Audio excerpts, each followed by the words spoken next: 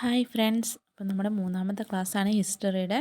ഇന്ന് നമ്മൾ നോക്കുന്നത് ഝാൻസി റാണി, നാനാ സാഹിബ്, താന്തിയ തോപ്പി എന്നീ സ്വാതന്ത്ര്യ സമര സേനാനികളെയാണ്. അപ്പം എല്ലാവർക്കും വീഡിയോ ഒക്കെ ഇഷ്ടപ്പെടുന്നെന്ന് വിചാരിക്കുന്നു. കുറേ നാളായിട്ട് വീഡിയോ ഇടാൻ പറ്റാഞ്ഞത് അറിയാമല്ലോ, ജോലി തിരക്കൊക്കെ ആയിട്ടാണ്. നിങ്ങൾക്കെല്ലാം അങ്ങനെ സപ്പോർട്ട് ചെയ്യുമെന്ന് വിശ്വസിക്കുന്നു.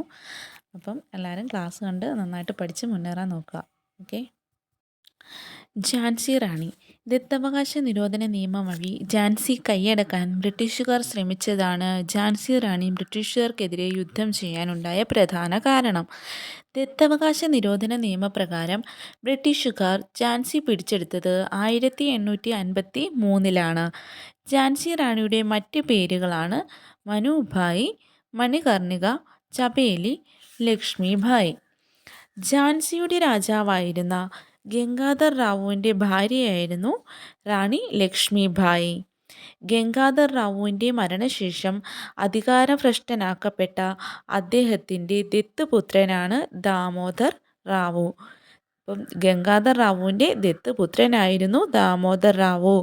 ജനങ്ങളുടെ കൈകളാൽ ഞങ്ങളുടെ ആസാദ് ഷാഹി നശിപ്പിക്കുകയില്ല, അതായത് ജനങ്ങളുടെ കൈകളാൽ ഞങ്ങളുടെ സ്വതന്ത്ര ഭരണം ഞങ്ങൾ നശിപ്പിക്കുകയില്ല എന്ന് അനുയായികളെ പ്രതിജ്ഞയെടുപ്പിച്ച ഒന്നാം സ്വാതന്ത്ര്യ സമരത്തിലെ വിപ്ലവകാരിയായിരുന്നു ഝാൻസി റാണി. ഝാൻസി റാണിയോട് ഏറ്റുമുട്ടിയ സൈനിക ഉദ്യോഗസ്ഥനാണ് ഹ്യൂഗ് റോസ്. ഝാൻസിയുടെ കുതിരകളെ അറിയപ്പെട്ടിരുന്നത് ബാദൽ, സാരംഗി, പവൻ എന്നിങ്ങനെയായിരുന്നു.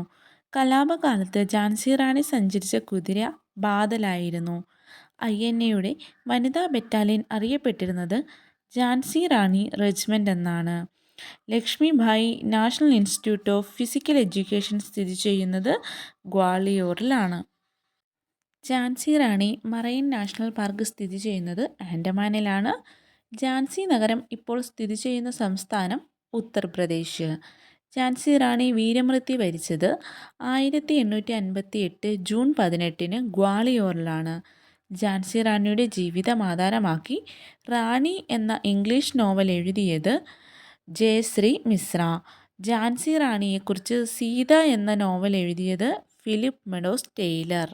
ഝാൻസി കി റാണി എന്ന പ്രശസ്ത ഹിന്ദി കവിത രചിച്ചത് സുഭദ്രകുമാരി ചൗഹാൻ.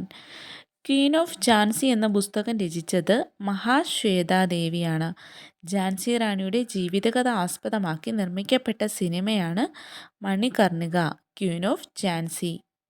അടുത്തത് ഝാൻസി റാണിയുടെ വിശേഷണങ്ങളാണ് നമ്മൾ നോക്കുന്നത്. ഇരുണ്ട പശ്ചാത്തലത്തിലെ പ്രകാശമാനമായ ബിന്ദു എന്ന് ഝാൻസി റാണിയെ വിശേഷിപ്പിച്ചത് ജവഹർലാൽ നെഹ്റു ആയിരുന്നു. അദ്ദേഹത്തിൻ്റെ വിശ്വചരിത്ര അവലോകനം എന്ന പുസ്തകത്തിലാണ്. വിപ്ലവകാരികളുടെ സമുന്നത ധീര നേതാവ് എന്ന് വിശേഷിപ്പിച്ച പട്ടാള മേധാവിയാണ് ഹ്യൂഗ് റോസ്. കലാപകാരികൾക്കിടയിലെ ഒരേ ഒരു പുരുഷൻ എന്ന് വിശേഷിപ്പിച്ചതും ഹ്യൂഗ് റോസ് ആണ്.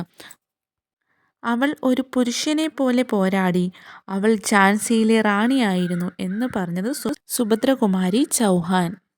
അടുത്തത് നാനാ സാഹിബ്. പേഷ്വ ബാജിറാവു സെക്കൻഡിൻ്റെ ദത്തുപുത്രനായിരുന്നു നാനാ സാഹിബ്. നാനാ സാഹിബ് ബ്രിട്ടീഷുകാർക്കെതിരെ പോരാടാൻ കാരണം ദത്തുപുത്രനാണെന്ന കാരണത്താൽ അവകാശപ്പെട്ട പെൻഷൻ നിഷേധിച്ചതിനാലായിരുന്നു. കാൺപൂരിൽ നടന്ന ഉപരോധത്തിനും കൂട്ടക്കൊലയ്ക്കും നേതൃത്വം കൊടുത്തത് നാനാ സാഹിബാണ്. ഈ കൂട്ടക്കൊലയെ ബിബിഹർ കൂട്ടക്കൊല എന്ന് അറിയപ്പെടുന്നു. മൂന്നാം നെപ്പോളിയൻ എന്നറിയപ്പെട്ടിരുന്നത് നാനാ സാഹിബിനെയാണ്. വിപ്ലവം പരാജയപ്പെട്ടതോടെ നേപ്പാളിലേക്ക് പലായനം ചെയ്ത വിപ്ലവകാരിയാണ് നാനാ സാഹിബ്. 1857 കലാപത്തിന് മുൻപ് ബ്രിട്ടീഷ് സൈന്യത്തിലെ ഇന്ത്യക്കാരും വെള്ളക്കാരും തമ്മിലുണ്ടായിരുന്ന അനുപാതം 6:1 1857 കലാപത്തിനു ശേഷം ബ്രിട്ടീഷ് സൈന്യത്തിലെ ഇന്ത്യക്കാരും വെള്ളക്കാരും തമ്മിലുള്ള അനുപാതം 2:1 ആയിരുന്നു. അടുത്തത് താന്തിയ തോപ്പിയാണ്. താന്തിയ തോപ്പിയെക്കുറിച്ച് വളരെ കുറച്ച് കാര്യങ്ങൾ മാത്രമേ പഠിക്കാനുള്ളൂ. നാനാ സാഹിബിൻ്റെ സൈനിക മേധാവിയായിരുന്നു Tantia Tope. East India കമ്പനിക്കെതിരെ guerrilla യുദ്ധരീതി ആവിഷ്കരിച്ച സമര നേതാവാണ് താന്തിയ തോപ്പി. താന്തിയ തോപ്പിയെ പരാജയപ്പെടുത്തിയ ബ്രിട്ടീഷ് സൈന്യാധിപനായിരുന്നു സർ കോളിൻ ക്യാംബെൽ. താന്തിയ തോപ്പിയെ ബ്രിട്ടീഷുകാർ തൂക്കിലേറ്റിയത് 1859 ഏപ്രിൽ 18 താന്തിയ തോപ്പി വധിക്കപ്പെട്ടത് ശിവപുരി, മധ്യപ്രദേശിലെ ശിവപുരി എന്ന സ്ഥലത്ത് വെച്ചിട്ടാണ്. താന്തിയത്തൊപ്പി മെമ്മോറിയൽ സ്ഥിതി ചെയ്യുന്നതും ശിവപുരിയിൽ തന്നെയാണ്.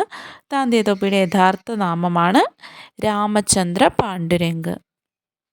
അപ്പോൾ എല്ലാവർക്കും ക്ലാസ്സുകളൊക്കെ ഇഷ്ടപ്പെടുന്നുണ്ടെന്ന് കരുതുന്നു. നമ്മൾ ഇപ്പം സ്വാതന്ത്ര്യ സമര സേനാനികളെ എല്ലാം കഴിഞ്ഞിരിക്കുകയാണ്. ഇനി നമുക്ക് ഓരോ കലാപത്തെക്കുറിച്ചും അതിൻ്റെ വിശേഷണത്തെക്കുറിച്ചുമാണ് നമ്മൾ അടുത്ത ക്ലാസ് ചെയ്യുന്നത്. അപ്പോൾ എല്ലാവരും ക്ലാസ്സിലൊക്കെ സ്കിപ്പ് ചെയ്യാതെ കണ്ട് പഠിച്ച് നമുക്ക് ഉയർന്ന റാങ്ക് നേടാൻ ശ്രമിക്കുക. എല്ലാവരും നന്നായിട്ട് വർക്ക് ചെയ്യുക. പിന്നെ ഹാർഡ് വർക്കല്ല, നമുക്ക് സ്മാർട്ട് വർക്കാണ് വേണ്ടത്. അപ്പോൾ എല്ലാവരും വീഡിയോ കണ്ട് സപ്പോർട്ട് ചെയ്യുക. Okay, thank you.